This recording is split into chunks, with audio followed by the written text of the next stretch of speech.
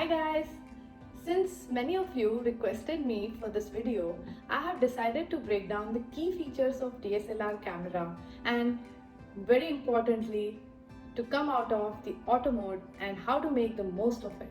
I know that the world of photography can be really overwhelming, but this video requires no prior knowledge of photography or even to get started with cameras.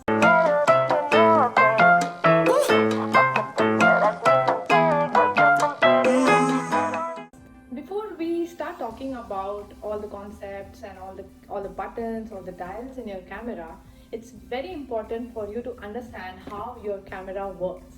So what are the basic things that happens behind the camera to make it work and give you a beautiful image?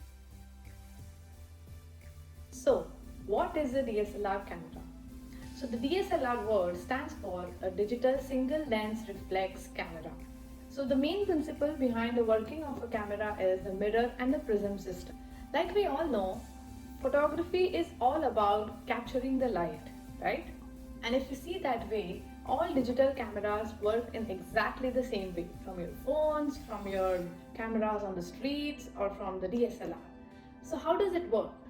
So first, light goes into the camera through the lens, then it passes through the shutter, and then it hits the sensor where the image is captured. If you take the lens of your camera, you will see that there is a mirror that sits at a 45-degree angle. So that mirror helps reflect the light and we can see through the viewfinder. Okay, but when we press the shutter speed, like just for a second, you can see that the mirror goes up. That's when the sensor captures all the light and builds into an image. Now that you have understood the basics of how your camera works, let's talk about some of the main concepts of photography. This will help you to understand how you can come out of the auto mode and make use of all the features that your DSLR provides. So now, let's answer some few basic questions. What is an exposure? So, a photography exposure is basically how bright or dark your image is. If your image is too dark, it's called underexposed. If your image is too bright, it's called overexposed. So anything between dark and bright is properly exposed. But it's not always important for you to have an image, a properly exposed one. Sometimes you might want to have a dark image. Sometimes you might want to have a brighter image. So just don't close yourself to having a properly exposed image. Sometimes even the stunning shots that you see are underexposed or overexposed. So play around and know what's good for your subject. Now, to take full control of the exposure in your camera, you need to understand three main principles of photography. That's right, it's aperture, ISO and shutter speed. The aperture is basically the size of the opening of your lens, and that's represented by the f number. F number or aperture is a little bit confusing. Just remember, lower the f number, bigger the opening, more the light. Higher the f number, smaller the opening, less light. So the kit lenses that usually come with your DSLR, something like 1855 or 18135, these lenses don't really go down, like the f numbers cannot go below 3.5 or 3, like depends on the lens or the camera. But if you go for some prime lenses like this 50mm one, this goes down to f1.4. So you see so there's a really good engineering that takes place behind this to make it open really big. So this lens can open big, have low f number and more light can come in. So that was aperture.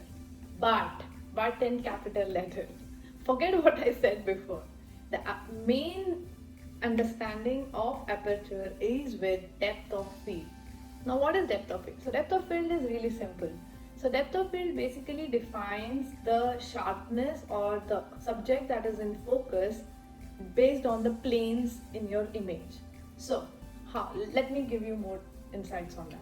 So if you have a smaller f number, that is f1.8 or f2, you will have a lower depth of field. That means this setting is perfect when you need a blurry background. So your subject in first plane will be in focus, whereas everything behind that will be blurred. Similarly, the opposite, if you have a higher f number, you will have a higher depth of field and you will have everything in focus, everything crystal clear, sharp. So when do you use that? You use that for landscape photography. That's when I would want all the mountains, all the trees covered from side to side to be in focus. So if you decide on some situation, like if I am shooting a portrait, I would keep a really low f point, f stop. If I am shooting a group of, like, f number could be around 2.8 to 1.8, around that range. If I am having a group of 3 to 5 people, I would keep f stop around 3.5 to 4. But if I am shooting a landscape, I would want everything in focus and I would keep f around 11 to 16. So that was it. Now you know how you get that blurry background. I know everyone wants to do that. Now let's talk about shutter speed. So shutter speed is nothing but the amount of time the shutter remains open, that is in seconds. So for shutter speed, you will usually see numbers like 1 by 50th of a second, 1 by 100th of a second, 1 by 1000th of a second, and it can go on till like 1 by 8000th of a second. So that's really fast. Like, that completely depends on your camera though. And similarly, the other way around, your shutter speed can be really slow, like a 1 second, 3 seconds, 5 seconds, and so on. So the slower shutter speed is usually used with a tripod because that controls the motion blur. Okay, the shutter speed basically controls the motion blur. Suppose you want that silky smooth waterfall. Yes, I would use a tripod and I would use a really low shutter speed, like around a second or 2 seconds, depends what I'm looking for and what my subject is. However, the faster shutter speed is really good to capture some pristine action moments, like your pet playing with a ball or someone cycling around and you want to freeze that moment. That's when you use a higher shutter speed. Now that you know about aperture and shutter speed, let's talk about ISO. So ISO is basically one of the most talked about settings in your camera. So ISO is nothing but something that controls the light sensitivity. So your camera's ISO basically allows you to adjust the light sensitivity and determine how much more light can be added to it. But on the flip side, suppose you're shooting on a really bright sunny day, this ISO can help you bring down the light. I highly encourage you to try out ISO and play around with your subjects and lightings, but be wary that don't go beyond 1600 ISO or 3200 because that will create a lot of noise and grains in your picture and you do not want that.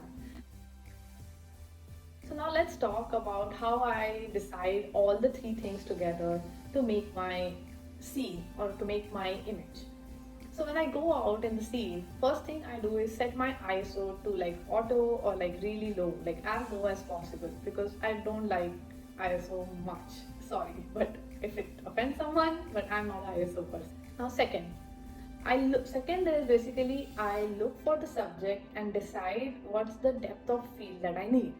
Am I doing a portrait or am I doing a landscape? So that way I could adjust my aperture.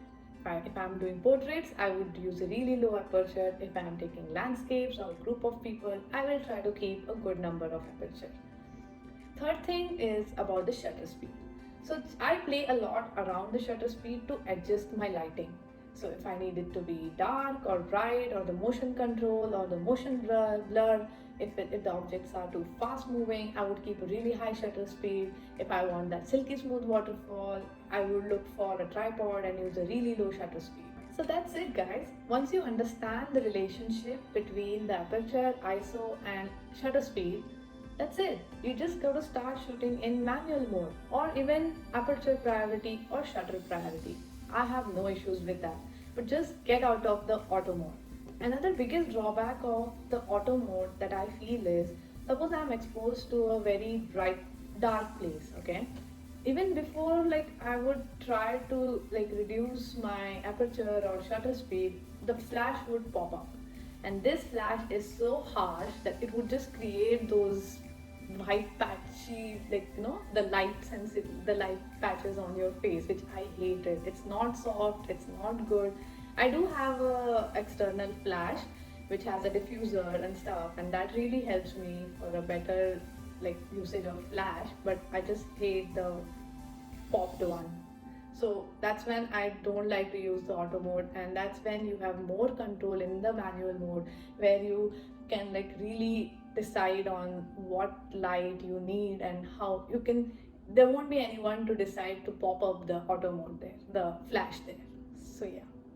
I know the process of changing the settings can be a bit tedious and you wouldn't want to do when you're traveling or something.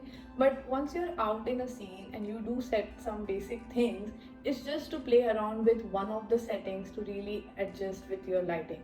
And that's the control you need to create some really nice images. So even while troubleshooting, now you know if there is not enough depth of field, you have to adjust your aperture.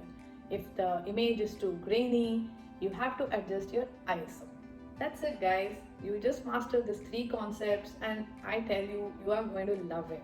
Always remember, photography is a skill that takes time to master.